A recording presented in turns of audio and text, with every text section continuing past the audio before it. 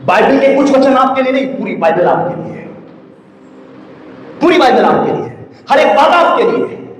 हर एक बात विश्वासों के लिए जो कही है वो आपके लिए है। लेकिन आज ये क्यों मुझे सिखाना पड़ रहा है? ये भी लिखा है। बीते दिनों में पंजाब, हरियाणा, चंडीगढ़, दिल्ली, रेवाड़ी, हरियाणा जाने का मौका मिला और तरह तरह के लोगों से मिला। मैं एक बात मैंने देखी, मसीहत में बहुत लंबी उम्र हो गई है उनकी, बहुत लंबा अनुभव हो गया उन्हें। लेकिन मैंने उनसे अकेले में पूछा, एक बात ईमानदारी से बताना, क्या आपने अब तक पूरी बाइबल पढ़ी है? उनका जवाब नहीं पढ़ी। चलो कोई दिक्कत नहीं, क्योंकि मसीह में ऐसे बहुत से लोग हैं जो पढ़ना लिखना नहीं जानते। बाइबल नहीं पढ़ी तो क्या बाइबल का सार आपको मालूम है? उस बाइबल की शिक्षा, मुख्य शिक्षा क्या हमें मालूम है? क्यों ये mother Jerusalem, only Jesus, seventh day Adventist, यहोवा विटनेस ऐसे क्यों कल्टाकर लोगों को गुमराह कर देते हैं? पासवान होने के नाते मेरा एक दायित्व है अपने लोगों को सारी बातों की शिक्षा दो। होशे नबी को यहोवा ने जानते क्या कहा? होशे नबी की पुस्तक, उसका 4 अध्याय और उसके 6 पद को मैं पढ़ रहा हूं। लिखा है, मेरे ज्ञान के ना होने से। कौन कह रहे हैं? परमेश्वर कह रहे हैं। किससे कह रहे हैं? अपने दास से कह रहे हैं। मेरे ज्ञान के ना होने के चलते मेरी प्रजा नष्ट हो गई। तूने मेरे ज्ञान को तुच्छ जाना, इसलिए मैं तुझे अपना याजक होने के अयोग्य ठहराऊंगा। इसलिए कि तूने अपने परमेश्वर की व्यवस्था को तज दिया है, मैं भी तेरे बाल बच्चे को छोड़ दूंगा। यहोवा क्या बदल गया है? पुराने नियम में तो उसने कहा था, व्यवस्था मतलब सिर्फ वो नियम कायदे कानून की बात नहीं, हर वो बात जो परमेश्वर के मुख से निकला है, जो उसका वचन है, वो हर एक बात आपके लिए है। और परमेश्वर कह रहे हैं, मेरे ज्ञान के ना होने के चलते। बहुत से लोग इसको रेवलेशन कहेंगे कि वो प्रकाशन है, लेकिन मैं प्रकाशन पर बहुत ज्यादा भरोसा इसलिए नहीं करता हूं क्योंकि प्रकाशन अलग अलग मनुष्यों का अलग अलग हो सकता है। ये जितने भी झूठे कल्ट है ना, वो किसी मनुष्य के प्रकाशन पर ही तो डेवलप हो रहे हैं कि एक वचन को लेकर उस मनुष्य को यह प्रकाशन मिला। लेकिन मुझे आपको बताने दीजिए प्रभु के लोगों, परमेश्वर का वचन बहुत आसान है और वचन अपनी व्याख्या खुद करता है। समझ रहे हैं? वचन अपनी व्याख्या खुद करता है। और शर्त यह है कि सलीके से पढ़ना, पूरी तरह से पढ़ना, कुछ नहीं सब कुछ पढ़ना और पवित्र आत्मा से प्रार्थना करना, प्रभु मुझे समझने के लिए बुद्धि दीजिए, मुझे समझने के लिए बुद्धि दीजिए, मुझे समझने के लिए बुद्धि दीजिए। क्यों हम कुछ ही पदों पर आधारित होकर एक थ्योलॉजी बना लें? हम क्यों शैतान की तरह भजन संहिता का एक वो हिस्सा उठाएं और कहें, देखो लिखा है कि कहीं तेरे पांवों को पत्थर से ठेस ना लगे। हाँ लिखा है, लेकिन यह भी लिखा है तुमने परमेश्वर की परीक्षा ना करना। एक बहुत बड़ा ग्रुप है जो सिखा रहा है वचन को संदर्भ के साथ मत पढ़ो, कोई दिक्कत नहीं। रोटी चाहे तंदूर में पकी हो, चाहे तवे पे पकी हो, रोटी तो रोटी है, खाओ पेट करो। मतलब नहीं, ये कभी मत करना।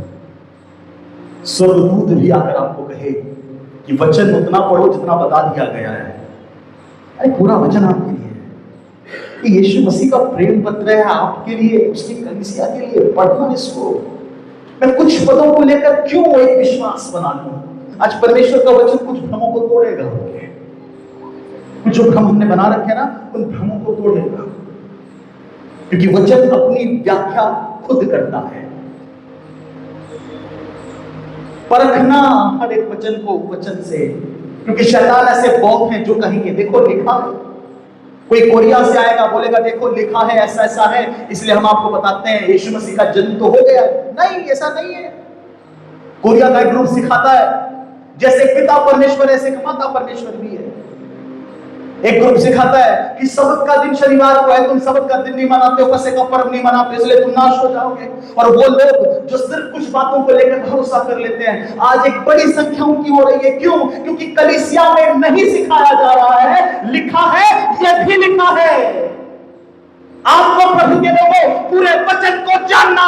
आपके लिए है ये। बड़े दुख से कह रहा प्रभु, मेरे वचन के ज्ञान के ना होने के चलते। जानते हैं इफिसियों की कलीसिया को प्रेरित पौलुस ने, प्रेरितों के काम उसका 20 अध्याय में इफिसियों की कलीसिया को प्रेरित पौलुस क्या कह रहे हैं? कह रहे हैं, अब मैं आत्मा का बंधा यहां से जाता हूं, लेकिन मैं तुम सबके लहू से निर्दोष हूं। क्यों निर्दोष हूं? क्योंकि मैंने तुम्हें परमेश्वर के वचन के सारे अभिप्राय को पूरी तरह से बताया है। इसका मतलब एक प्रेरित का, एक सेवक का, एक दास का काम है कि अपने लोगों को परमेश्वर के पूरे वचन को पूरी तरह से बताए, कुछ ना बताए, कुछ ना बताए, सब कुछ बताए जो वचन में लिखा है। और प्रेरित पौलुस की उसी बात को लू में एक प्रभु का दास अपने लोगों के लहू का दोषी ठहर सकता है यदि वो अपने लोगों को परमेश्वर के वचन की पूरी शिक्षा ना दे, पूरी शिक्षा ना दे। यीशु मसीह ही है जिसने कहा, तुम कल के दिन की चिंता मत करना। वो पक्षियों का परमेश्वर है, उनको रोज खिलाता है। तुम्हारा तो वो पिता है, तुम्हारी सब आवश्यकताओं को पूरा क्यों ना करेगा? लेकिन यीशु मसीह ने ये भी कहा कि धन की बहुतायत से किसी का जीवन नहीं। वो धनी युवक जब मसीह के पास आया, याद है ना, सुबेदार धनी, सब कुछ तो है, पोस्ट है तेरे पास, पैसा है तेरे पास, अब किस चीज की कमी? I am not against the prosperity, but I am against only the prosperity. मेरे मसीह से बढ़कर कुछ नहीं हो सकता है। प्रॉस्पेरिटी मिले ना मिले, लेकिन मसीह चाहिए। अगर मसीह मिल गया, कुछ और मिले ना मिले, मैं जी लूंगा। मैं कोई नेगेटिव बात नहीं कह रहा हूं, मैं नेगेटिव बात नहीं कह रहा हूं। फिर एक शिक्षा ये भी सिखाती है कि नेगेटिव कुछ मत बोलना। जैसे तुम कहते हो कुछ नेगेटिव, शैतान उस बात को पकड़ लेता है, शैतान उस बात को पकड़ लेता है और फिर वही करता है आपके साथ। ओके, दानियल की पुस्तक 3 अध्याय, शद्रक, मेशक, अबेदनेगो राजा नबूकदनेस्सर के सामने है। एक आखिरी मौका उन्हें मिला है, झुककर दंडवत करो, माफ कर दिए जाओगे। शद्रक, मेशक, अबेदनेगो ने क्या कहा? 3:16-17 से आगे है, क्या कहा? ऐ राजा सुन, इस बात पर तुझे जवाब दे प्रयोजन नहीं। जिस परमेश्वर की हम आराधना करते हैं वो हमें आग के भट्टे से तो क्या, तेरे चुंगल से भी बचा सकता है। यहां तक बहुत अच्छा है। उसके बाद पता क्या कहा? अगर ना भी बचाए तो। नेगेटिव मत बोलो, शैतान पकड़ लेगा, वही तुम्हारे साथ कर देगा। भैया नेगेटिव नहीं कह रहे हैं, वास्तविकता बता रहे हैं। मैं जानता हूं मेरे परमेश्वर को। कोई बीमारी, कोई तलवार, कोई हथियार, कोई कमी, कोई घटी मसीह के मोहब्बत से हमको जुदा नहीं कर सकती। उन्होंने कहा अगर ना भी बचाए तो। डाउट कर रहे हो क्या? डाउट है? नहीं, डाउट नहीं है, लेकिन हमको ये नहीं पता कि परमेश्वर की इच्छा क्या है। अरे कुछ लोगों के लिए उसकी इच्छा है वो बीमारों को अद्भुत रीति से चंगा करके अपनी महिमा लेगा, और कुछ लोगों के विषय में उसकी इच्छा है उनकी मृत्यु के द्वारा वो अपनी महिमा लेगा। ये आधे प्रचारक आपके मन में मृत्यु के भय को उत्पन्न कर रहे हैं। यीशु मसीह आपको मृत्यु के भय से आजाद कर रहा है। निकालिए मेरे साथ इब्रानियों 11 अध्याय और उसके 35 पद से मैं पढ़ रहा हूं, क्योंकि इससे पहले विश्वास के नायकों का चर्चा है जिनकी जिंदगी से अद्भुत काम हुए जो हम सब चाहते हैं। और अद्भुत काम तो हमने भी देखे हैं। ये कलीसिया मना कर सकती कि हमने अद्भुत काम नहीं देखे? रानी आंटी ने गवाही दी, 8 घंटे तक कुकर चलता रहा उनका, लेकिन कुछ नहीं हुआ, सिर्फ दाल जली, घर से। क्या ये चमत्कार नहीं? राहुल ने गवाही दी, परमेश्वर ने उनकी बहन को मुर्दों में से जिला दिया। क्या ये चमत्कार नहीं? मैंने अपनी गवाही बता कि परमेश्वर ने मुझे कितनी बार मृत्यु से बचाया। क्या ये चमत्कार नहीं? लेटेस्ट बताऊं, हमारी दुर्गापुर में एक बहन है, बहन लक्ष्मी रुईदास। यह निजाति से परिवार विश्वास में आया। एक उम्र के बाद इन्होंने एक बेबी को कैरी किया। उन्होंने जब खुशखबरी मिली कि संतान होने वाली, उन्होंने प्रभु के हाथ में सौंप दिया, प्रभु तेरा बच्चा है, तेरा बालक है, तू दया करना। 5 महीना हुआ था उस बच्चे को, वो बेबी अपने स्थान से वो नीचे आ गया। मेडिकल एक्सपर्ट बताते हैं कि ऐसी स्थिति में बच्चा तो बचने की संभावना है नहीं उसकी, उसको तो अबॉर्ट ही करो तो अच्छा है, मां की जान को भी खतरा है, जो डॉक्टर्स ने बताया था। उस वक्त कुछ टेस्ट हुए, टेस्ट में डॉक्टर ने बताया कि ब्लड रेडी रखना, कभी भी ऑपरेट करना पड़ सकता है, बच्चा तो बचेगा ही नहीं, लेकिन अभी मां की जान को बचाओ।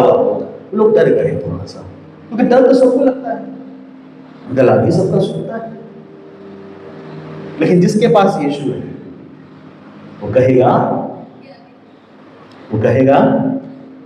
जानते जान चली जावे, मेरा ईमान ना जाए, जे कदे मौत भी आवे, यीशु दियां बावां विच आवे।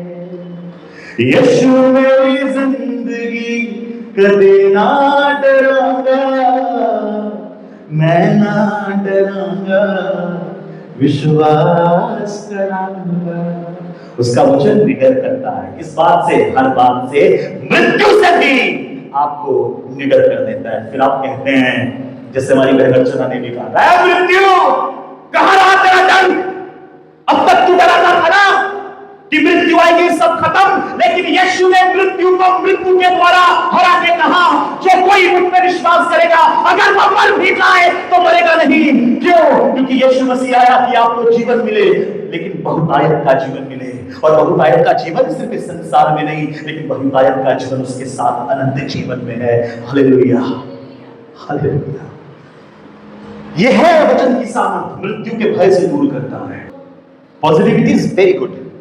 वचन बताता है मन का आनंद उत्तम औषधि है, और मन के दुखित होने से हड्डियां पिघल जाती है। वचन बताता है, मैं पॉजिटिविटी का विरोध नहीं कर रहा हूं, मैं तो कहता हूं पॉजिटिव, आनंदित, खुशी होना चाहिए, लेकिन परमेश्वर का वचन इससे भी बढ़कर कुछ बताता है। पता है परमेश्वर का वचन क्या बताता है? सदा आनंदित रहो। मैं तुमसे फिर कहता हूं, सदा आनंदित रहो। प्रेरित पौलुस जेल में है, जेल में एक आदमी बैठा है, बुढ़ापे की अवस्था में, एक कांटा उसके शरीर में चुभाया गया, 3 बार प्रार्थना करी। घोषणा कर सकता था वो, पता नहीं प्रेरित पौलुस के पास वो प्रकाशन क्यों नहीं था, प्रकाशन घोषणा नहीं करा, कह रहा मैंने प्रभु से 3 बार प्रार्थना की, प्रभु ने कांटा नहीं दूर किया, लेकिन मुझे कहा मेरा अनुग्रह तेरे लिए काफी है। हालेलुया। उसका दया, उसके अनुग्रह आपको घोर अंधकार में से, कठिनाई में से, बीमारी में भी आपको उस बीमारी को ललकारने का जज्बा देता है, हौसला देता है। उसका ताया हुआ वचन, बीमारी से डरने का नहीं, ललकारने का उसको, आजा तुझसे नहीं डरती हूं मैं, आजा तुझसे नहीं डरता हूं, आजा। गरीबी, तन्हाई, क्या हो तुम? तो प्रेरित पौलुस ने वहां कहा, जो तन्हाई में है, गरीबी में है, शायद बीमारी में भी है, क्योंकि कांटा क्या है हमें तो पता नहीं। वो कह रहे हैं फिलिप्पी की पत्री 4 अध्याय में, आनंद की पत्री, वो कह रहे हैं प्रभु में सदा आनंदित रहो। कैसे रहूं? मैं तो जेल में हूं, तन्हाई में हूं, गरीबी में हूं, कैसे आनंदित रहूं? हाँ, नहीं रह सकते अगर प्रभु में नहीं हो, लेकिन अगर प्रभु में कोई होगा, वो अपनी बीमारी में भी आनंदित होगा, कैद में भी आनंदित होगा। और मालूम है, अब पढ़िए इनके बारे में, इब्रानियों 11:35। कितने तो मार खाते खाते मर गए। ये मरने वाले लोग अविश्वासी नहीं थे, ये मरने वाले लोग अविश्वासी नहीं थे, ये धर्मी नहीं थे, ये वो सच्चे विश्वासी थे जिन्होंने अपने विश्वास से परमेश्वर को प्रसन्न किया। ये वो गवाहों का बड़ा बादल है जो हमसे कहता है डरना नहीं, रुकना नहीं, अपने सिद्ध करने वाले यीशु की ओर ताकते रहो और आगे बढ़ते जाओ। कौन है ये? मार खाते खाते मर गए, छुटकारा ना चाहा, इसलिए कि उत्तम पुनरुत्थान के भागी हो। कहीं एक खंडों में उड़ाए जाने और कोड़े खाने, वरन बांधे जाने और कैद में पड़ने के द्वारा परखे गए, पथराव किए गए, आरे से चीरे गए, उनकी परीक्षा की गई, तलवार से मारे गए, कंगाली में, क्लेशों में दुख भोगते हुए, भेड़ों और बकरियों की खाले ओढ़े हुए इधर उधर मारे मारे फिरे, और जंगलों और पहाड़ों और गुफाओं और पृथ्वी की दरारों में भटकते फिरे। संसार उनके योग्य ना था। विश्वासियों, उस संसार से कुछ पाने की आशा मत करना जिन्होंने हमारे उद्धारकर्ता को सूली पर रखा दिया। इस संसार से अगर सब कुछ पाने के योग्य कोई था तो यीशु मसीह था, लेकिन उसने सब कुछ एक तरफ मेरे और आपके लिए कलवरी क्रूस का दुख, उसका सताव सह लिया। लिखा है विश्वास ही के द्वारा इन सब के, आपके बाइबल में लिखा है यही बात, विश्वास ही के द्वारा इन सब के विषय में अच्छी गवाही दी गई, तो भी उन्हें प्रतिज्ञा की हुई वस्तुएं ना मिली। घोषणा करना नहीं जानते,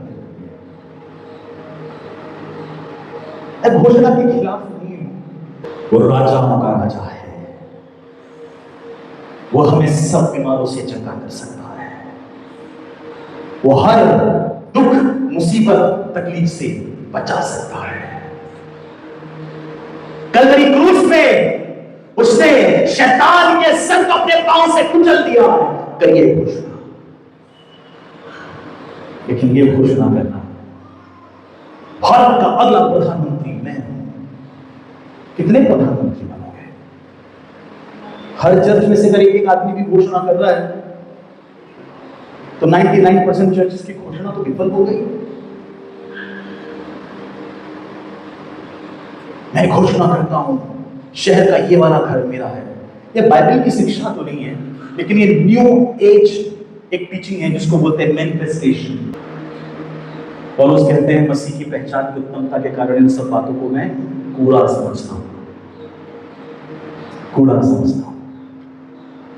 प्रतिज्ञा की वस्तुएं इन विश्वासियों को नहीं मिली। क्या ये अधर्मी थे या विश्वासी नहीं थे? विश्वासी तो थे ये। इनके विश्वास की ऐसी गवाही दी गई जैसे अब्राहम की, इसीलिए इनका भी चर्चा उसी अब्राहम के विश्वास के साथ है।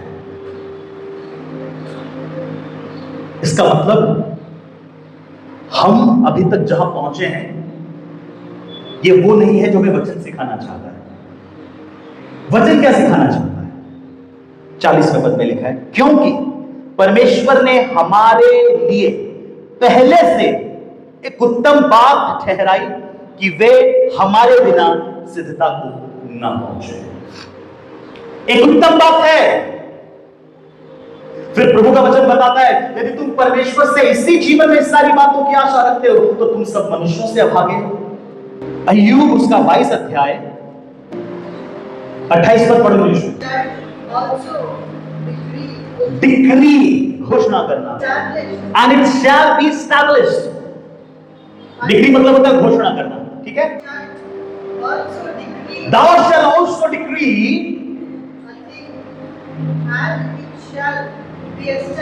and it shall be established. अब हिंदी में इसको अगर मैं एग्जैक्टली अनुवाद करूं तो आएगा, तुम जो घोषणा करेंगे वो तुम्हारे लिए हो जाएगा। है कमाल की बात की नहीं है? किसको नहीं चाहिए कि मैं जो कहूं स्थापित हो जाए? इसमें एक समस्या है। फिर हर एक व्यक्ति अपने हिसाब से घोषणा करता रहेगा। हम तो पता नहीं क्या क्या घोषणा कर देंगे, और हर एक आदमी घोषणा करे पड़ा है। इसका मतलब मुझे थोड़ा, ये लिखा तो है हिंदी में, क्या लिखा है? हिंदी में 28 पद में लिखा है, जो बात तू ठाने वह तुझसे बन भी पड़ेगी और तेरे मार्गों में प्रकाश होगा, चाहे दुर्भाग्य हो तो भी तू कहेगा सौभाग्य होगा। ये तो लिखा है, ये तो लिखा है ना? लेकिन ये भी लिखा है कि कोई ईश्वर, बाइबल में लिखा है कोई ईश्वर नहीं। आप मानोगे इस बात को? मानोगे इस बात को?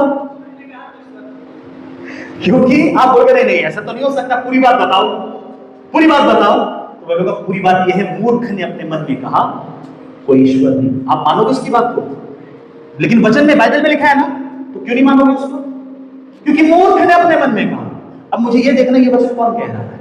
ये भाई तंदूरी रोटी और तवे रोटी का चक्कर नहीं है, ये परमेश्वर के वचन की बात है।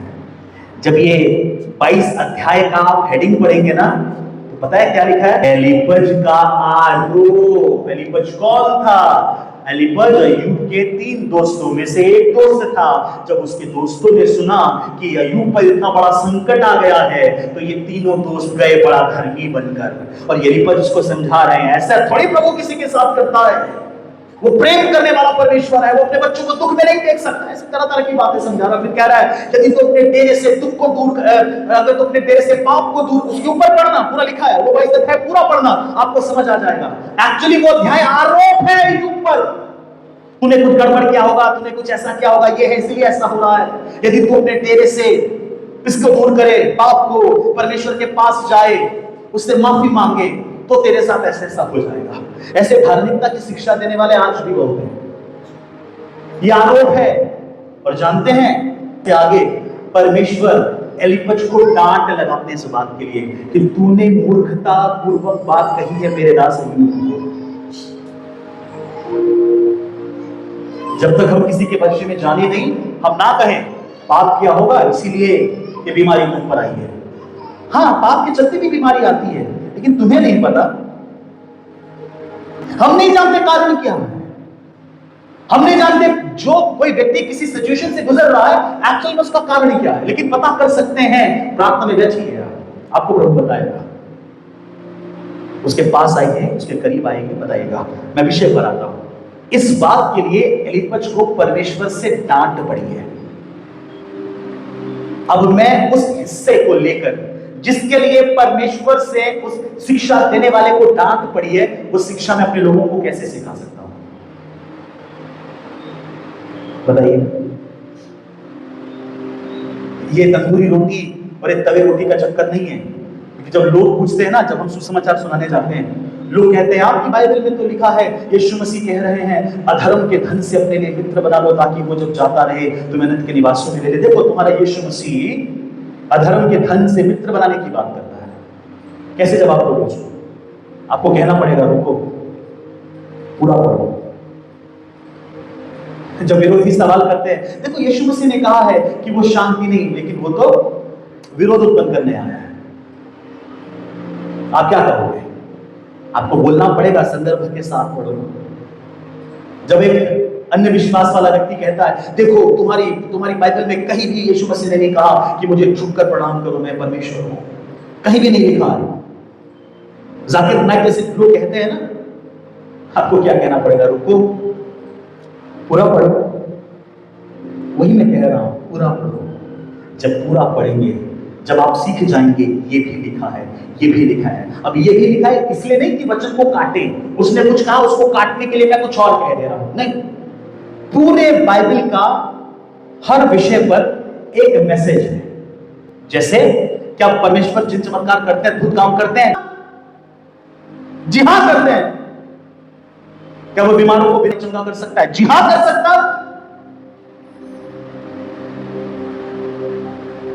क्या पवित्र आत्मा के वरदान आज भी कार्यरत हैं? बिल्कुल हैं। क्या भाषा पर विश्वास करते हो? बिल्कुल करते हैं। यीशु मसीह के आगमन पर विश्वास करते हो? अरे अगर वो मसीह जो यीशु मसीह के पुनः आगमन पर विश्वास नहीं करता है, वो सुसमाचार को ही नहीं मानता है, क्योंकि यीशु मसीह का आगमन सुसमाचार का एक अभिन्न हिस्सा है। मैं क्या कहना चाहता हूं? मैं कहना चाहता हूं चेरी पिकिंग वर्सेस, पसंदीदा वर्सेस को उठाकर कोई विश्वास न बनाए, लेकिन किसी विषय पर पूरा बाइबल क्या कहता है इस बात को खोजें। इसके लिए बहुत जरूरी है कि मैं और आप परमेश्वर के वचन को वैसे ही जाने जैसा वो लिखा है। Hallelujah. May the lord bless you. प्रभु आप सबको बहुत आयत की आशीष दे।